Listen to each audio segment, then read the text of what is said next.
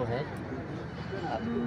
मैं आपको बताऊं, जब सबसे अहम चीज़ है कि ये ऐसा केस है कि जितने लोग इस केस को सुनेंगे तो हैरान और परेशान रह जाएंगे जो आज हाई कोर्ट में लगा है। सबसे अहम चीज़ ये कि इनको इतने दिन भी नहीं लगाने चाहिए हाई कोर्ट में।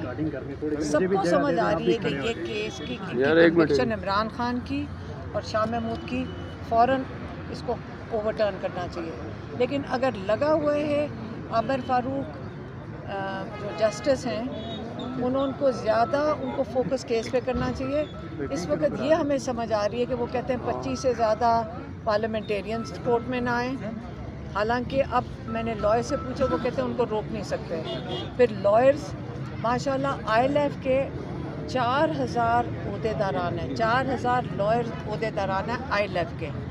और हमें उम्मीद भी है और हमें बड़ी खुशी हुई है सुन के कि इतने ज़्यादा ILF के साथ लॉयर्स अटैच्ड हैं।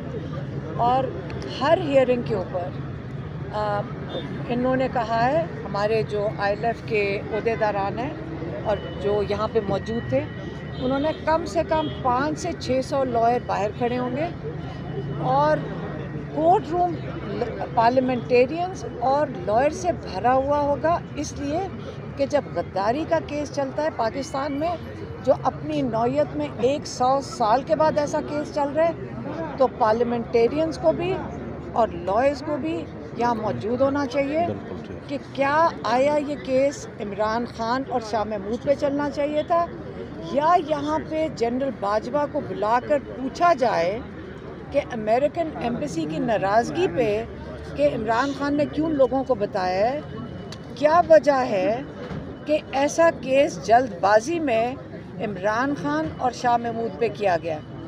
ये general Bajwa, retired general Bajwa आए और कोर्ट में इंशाल्लाह उनको हम रिक्वेस्ट करेंगे हाई कोर्ट में कि उनको बुलाया जाए कि ये केस किया क्यों गया था। मेहरबानी। नवाज शरीफ बैरून मुल्क जा रहे हैं, क्या कहेंगे?